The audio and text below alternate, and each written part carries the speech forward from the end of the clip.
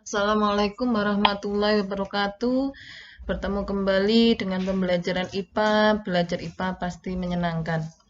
Kali ini kita masih dalam materi listrik dinamis seri kedua yang akan kita pelajari pada video kali ini, yaitu konsep hambatan listrik, hukum Ohm, dan hukum Kirchhoff. Kita bahas tentang hambatan listrik. Untuk hambatan listrik nanti dibagi menjadi 3. Ada konduktor listrik, ada isolator listrik, dan ada semikonduktor. Apa itu konduktor? Yang dikatakan konduktor adalah benda-benda yang bisa mengantarkan listrik dengan baik. Ya, contohnya adalah perak, tembaga, aluminium, karbon, dan besi. Sedangkan sebaliknya, yang tidak bisa mengantarkan listrik dikenal dengan istilah isolator. Contoh dari bahan isolator diantaranya ada karet, plastik, kain wol, kayu, udara. Bagaimana dengan bahan-bahan yang bisa menghantarkan listrik dan kadang tidak bisa menghantarkan listrik? Bahan-bahan tersebut dikenal dengan istilah semikonduktor.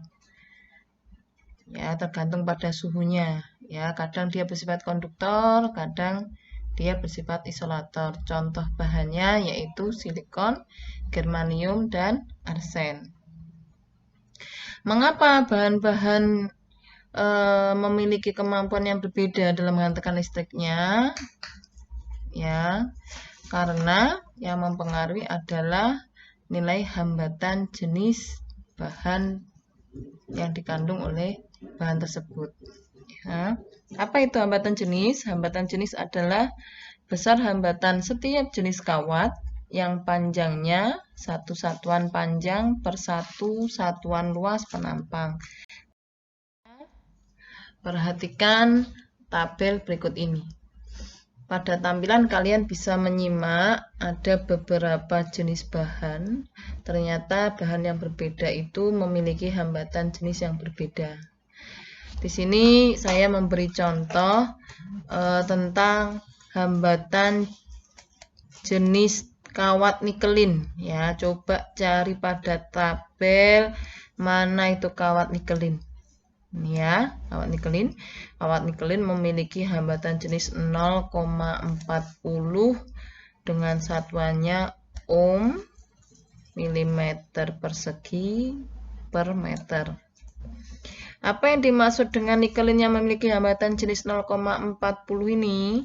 Artinya setiap panjang 1 meter, ya, jadi kawat nikelin yang panjangnya 1 meter dan yang memiliki luas penampang 1 mm persegi ternyata memiliki hambatan listrik sebesar 0,40 ohm.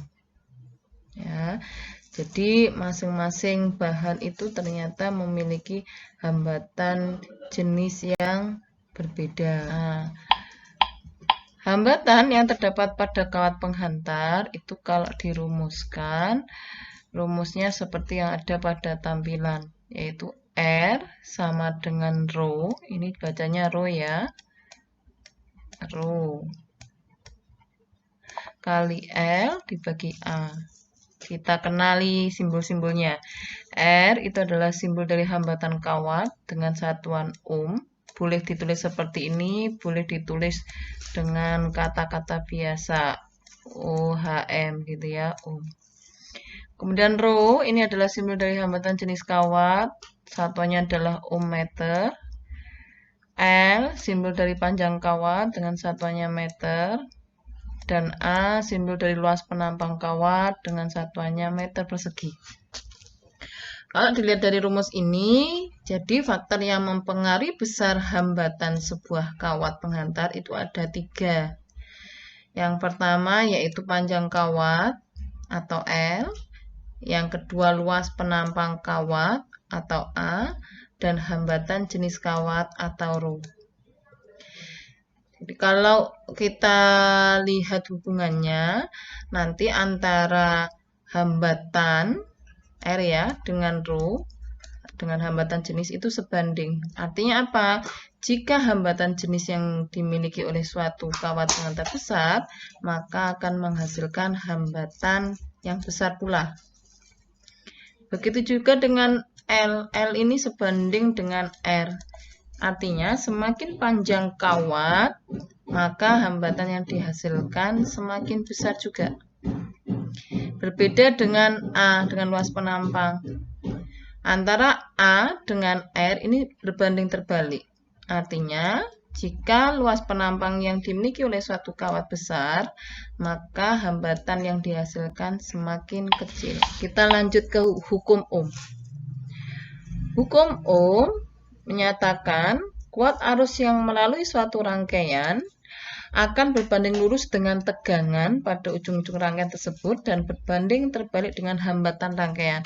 Di sini kata kuncinya ada 3 besaran, yaitu kuat arus, kemudian tegangan, yang ketiga adalah hambatan. Ya, kalau dituliskan seperti dalam rumus ini, V sama dengan I kali R, atau R sama dengan V dibagi I. Kita kenali simbol-simbolnya. V itu adalah simbol dari beda potensial. Beda potensial itu nama lainnya adalah tegangan listrik. Satuannya adalah volt atau biasa disingkat dengan huruf V besar. I, simbol dari arus listrik dengan satuannya ampere, biasa disingkat dengan huruf A besar. Sedangkan R, simbol dari hambatan dengan satuannya ohm, boleh ditulis seperti ini atau boleh ditulis dengan simbolnya seperti ini.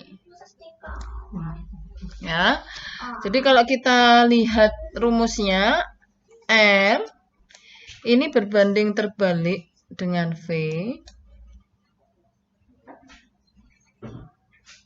Maaf, kuat arus itu sebanding dengan kuat arus itu berbanding lurus dengan tegangan dan berbanding terbalik dengan R.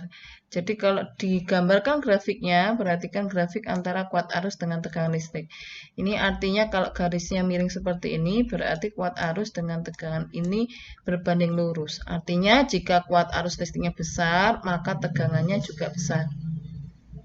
Berbeda dengan kuat arus listrik dengan hambatan. Lihat grafik yang dihasilkan adalah menurun. Ini artinya berbanding terbalik. Artinya jika kuat arus listriknya besar, maka hambatannya kecil. Ini yang disampaikan oleh Ohm, ya, hukum Ohm. Berlanjut ke hukum Kirchhoff.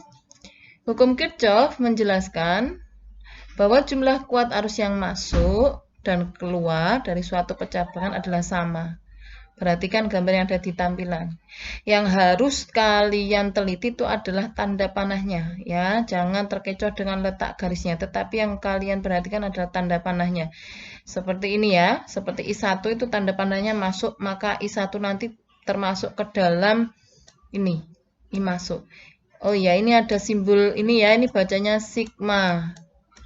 Apa artinya? Sigma itu artinya jumlah, ya. Jadi hukum Kirchhoff itu mengatakan sigma I masuk sama dengan sigma I keluar. Artinya jumlah I yang masuk atau jumlah kuat arus yang masuk sama dengan jumlah kuat arus yang keluar. Kembali ke sini. I1 panahnya masuk, maka I1 letaknya pada ini ya, pada I masuk ini. Begitu juga dengan I2. I2 panahnya masuk. Maka I1 tambah I2 kita masukkan ke dalam I masuk. Kemudian lihat panahnya I3, I4, dan I5. Panahnya keluar. Maka I3, I4, dan I5 digolongkan ke dalam I keluar. Jadi kalau dituliskan menjadi I1 ditambah I2 sama dengan I3 ditambah I4 ditambah I5. Perhatikan contoh soal berikut. Ini ya, perhatikan gambarnya. Diketahuinya bisa kan menulis tiket. Tiketnya ada I1, ada I2, ada I3, ada I4. Yang ditanya adalah I5 ya. Seperti biasa, tulis dulu rumusnya. Jumlah I masuk sama dengan jumlah I keluar. Kita identifikasi yang masuk ya, I1 dan I2. Maka tulis di sini I1 tambah I2. Sama dengan I keluar I3, I4, I5. Ini ya, 3, 4, 5. Tinggal masukkan I1-nya berapa? 10. I2-nya berapa? 5. Sama dengan I3-nya berapa? 2. I4-nya 8. Ditambah I5. I5-nya biarkan karena kita cari. Ya. Maka kita jumlahkan ruas kiri 10 tambah 5 menjadi 15 ampere. Yang ruas kanan 2 ditambah 8, 10 ampere ditambah I5. Berarti mencari I5 sama juga dengan 15 dikurangi 10, yaitu menghasilkan 5 ampere. Jadi hukum Kirchhoff ini sebenarnya hanya penjumlahan dan pengurangan biasa, cuma harus teliti melihat arah panahnya. Sekian yang bisa Ibu sampaikan. Terima kasih, semoga bermanfaat. Assalamualaikum warahmatullahi wabarakatuh.